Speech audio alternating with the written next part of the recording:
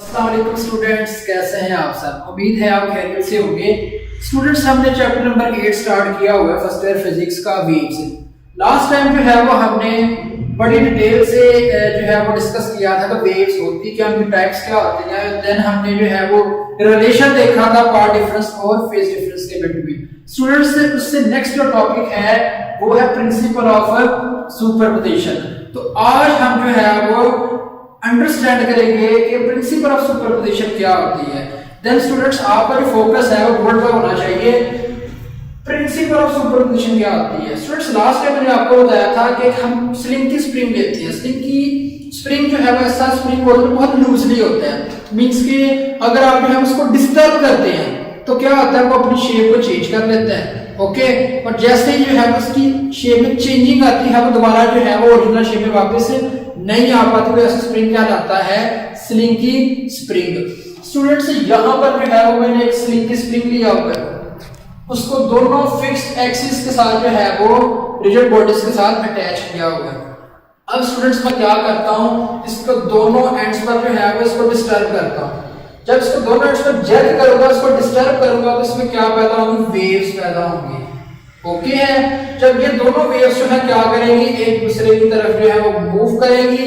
आप देख सकते हैं इस वेव को मैंने ए का नाम दिया है, इस वेव को मैंने बी का नाम दिया है। जब ये दोनों वेव्स एक पॉइंट पर मिलेंगी, इसको बोलते हैं सुपरपोजिशन। मतलब वो पोजीशन जहां पर दो वेव्स आपस में मिलती हैं उसको कहते हैं सुपरपोजिशन या सुपरपोजिशन। तो दोनों वेव्स ए और बी एक पॉइंट पर मिलेंगी, तो आप गौर करें, फोकस करें, ये दोनों वेव्स का जो एम्पलीट्यूड है या डिस्प्लेसमेंट वो मैक्सिमम हो जाएगा इस पॉइंट पर। जैसे ये दोनों वेव्स आपस में मिलेंगी तो दोनों वेव्स एक दूसरे को क्रॉस करके ऑपोजिट डायरेक्शन में मूव कर लेंगी। ये आप नीचे वाले जो है वो डायग्राम देख सकते हैं। ठीक है, बिल्कुल इसी तरह ये देखें, दो वेव्स पर डिस्टर्ब किया दोनों एंड्स पर, दो वेव्स आई एक पॉइंट पर मिली, क्या हो गया, उनका डिस्प्लेसमेंट है वो मैक्सिमम हो गया। उसके बाद क्या किया, दोनों वेव्स ने एक दूसरे को क्रॉस किया और अपने अपने रास्ते में चले गए। तो इसको कहते हैं principle of superposition. Students, next है इंपॉर्टेंट केसेस ऑफ सुपरपोजिशन। अब हम सुपरपोजिशन के जो है इंपॉर्टेंट केसेस को डिस्कस करते हैं। फर्स्ट ऑफ ऑल हमारे पास जो है वो इंटरफेरेंस, देन हमारे पास है बीट्स, देन हमारे पास है stationary wave. Students, first of all हम जो है वो इंटरफेरेंस को जो है स्टडी करते हैं।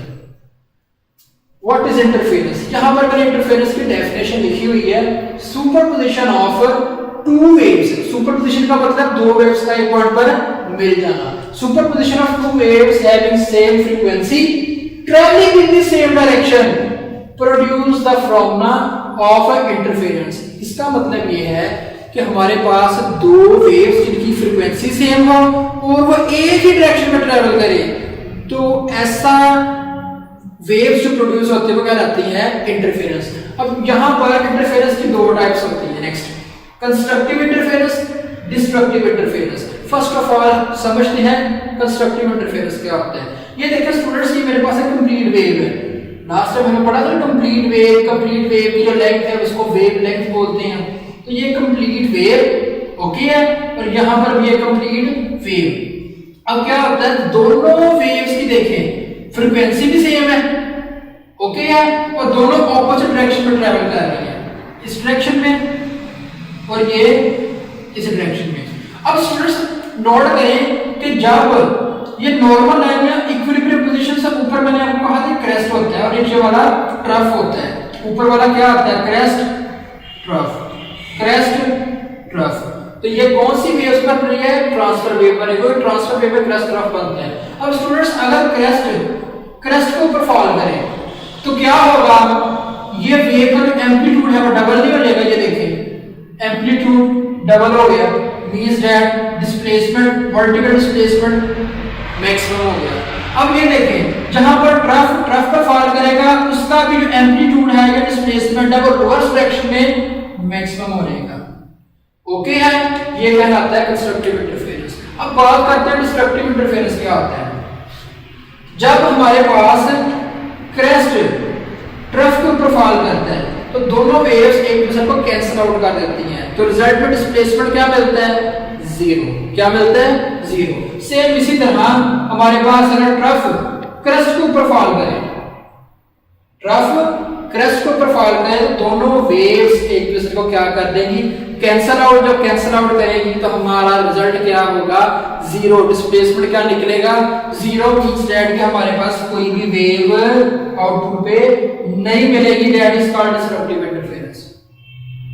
ओके है। अब देखिए नेक्स्ट स्टूडेंट्स एक एक्सपेरिमेंट करते हैं, experiment to demonstrate interference. Interference के लिए हमें छोटा सा एक्सपेरिमेंट करना है, आपकी बुक पर ये डायग्राम्स बनी है। अब इस डायग्राम्स को समझते हैं कि यहाँ पर इंटरफेरेंस और उसके बाद पाथ डिफरेंस को कैसे डिफाइन किया गया है। ओके है। अब ये देखिए यहाँ पर जो है एक ऑडियो जनरेटर लगा हुआ है, ठीक है। ऑडियो जनरेटर के साथ दो स्पीकर हैं, S1 और S2, और आपको पता है ये दोनों स्पीकर का सेम फ्रीक्वेंसी की वेव्स प्रोड्यूस करेंगे, सेम फ्रीक्वेंसी की वेव्स प्रोड्यूस करेंगे। तो यहाँ पर जो वेव्स प्रोड्यूस करेंगे इसके बिल्कुल साथ अटैच है CRO। स्टूडेंट CRO क्या होता है? Cathode ray oscilloscope. Cathode ray oscilloscope क्या होता है? ये हमें इनपुट जो है वो वेव फॉर्म्स में देता है, मींस के हमारे जो इनपुट होता है ना सिग्नल, उसको वेव फॉर्म की शक्ल में आउटपुट की फॉर्म में दे देता है।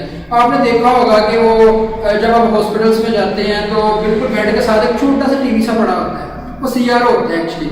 उसके ऊपर जो है वो जब हम एक्सपेरिमेंट करते हैं, मींस के ट्रीटमेंट करते हैं, तो उसमें क्या होता है? सिर्फ वेव्स बन रही थी फ्रीक्वेंसी की, ठीक है। तो इनपुट जो है वो ह्यूमन बॉडी का जो इनपुट है वो हमें आउटपुट के फॉर्म में मिल रहा था फ्रीक्वेंसी के फॉर्म में। तो आपने याद रखना है कि वो जो डिवाइस का CRO है। खैर यहां पर जो नीचे डायग्राम बनी हुई है क्या बनी है? Speaker same frequency waves produce कर रहे हैं। ओके है। फ्रीक्वेंसी भी सेम, लेकिन दोनों स्पीकर से जो वेव्स प्रोड्यूस है उनकी डायरेक्शन भी सेम है, नीचे की तरफ है। डायरेक्शन भी सेम, फ्रीक्वेंसी भी सेम। कौन सी वेव्स? इंटरफेरेंस। ओके है। अब ये देखिए जो ये ब्लैक कलर में मैंने लाइनें लगाई हैं ये कहलाती है कंस्ट्रक्टिव इंटरफेरेंस। क्या कहलाती है? Constructive interference.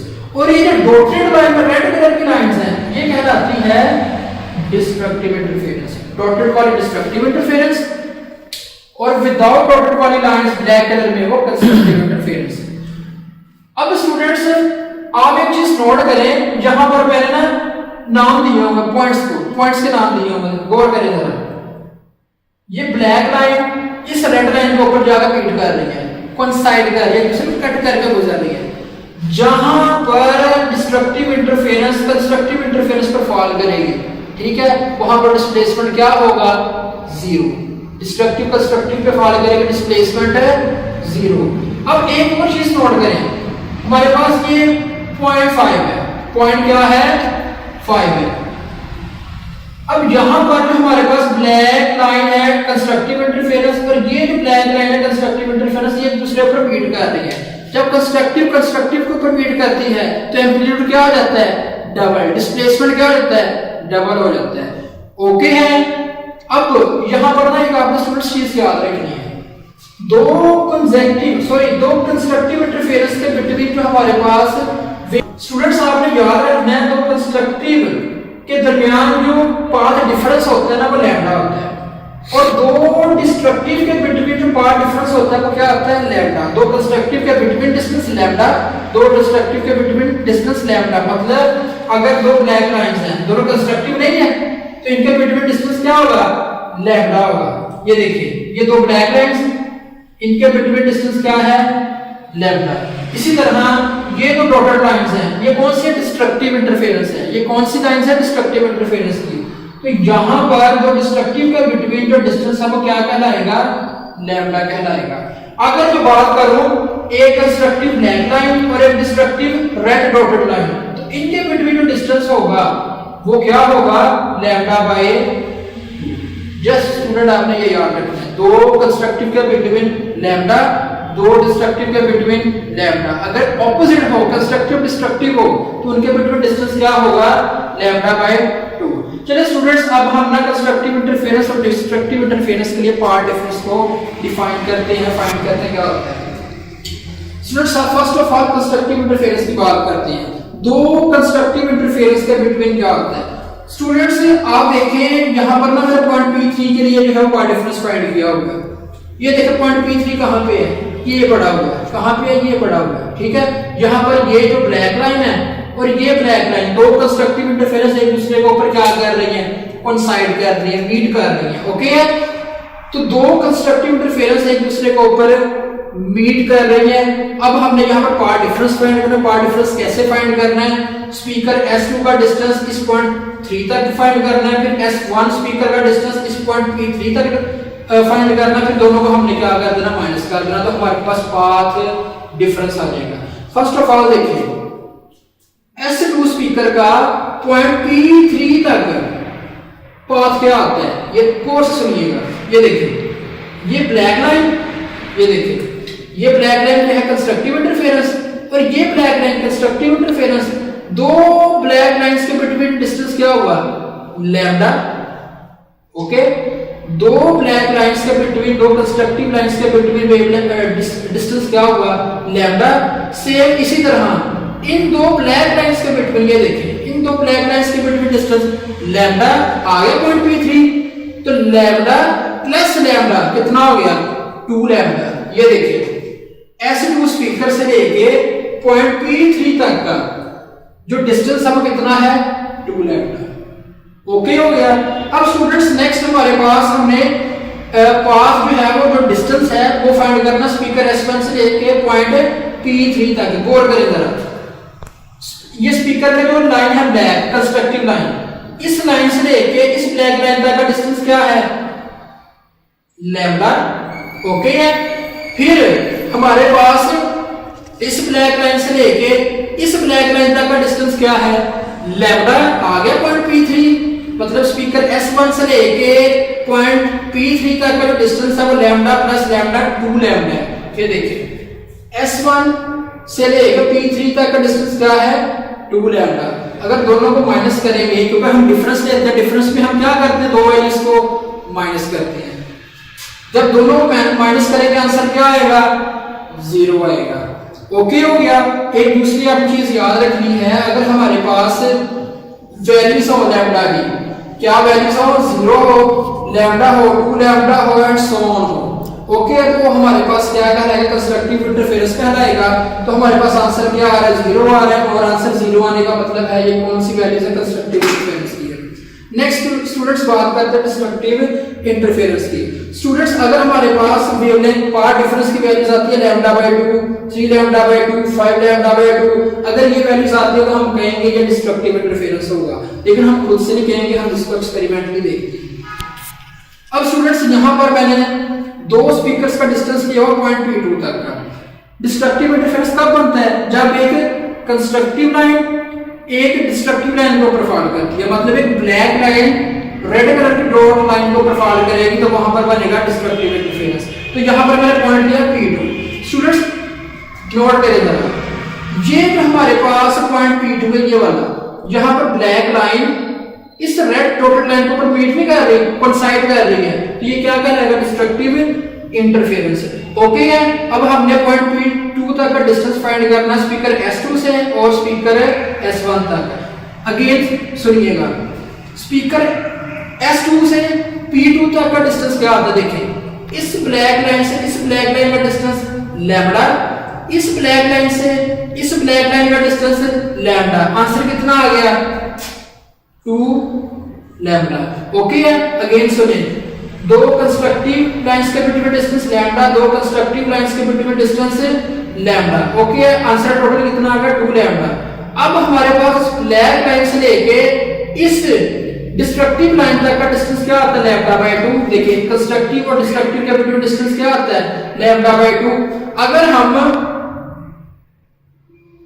बात करते हैं λ/2 की, तो आंसर क्या आता है, 2 2s are 4, 4 plus 1 5 λ/2।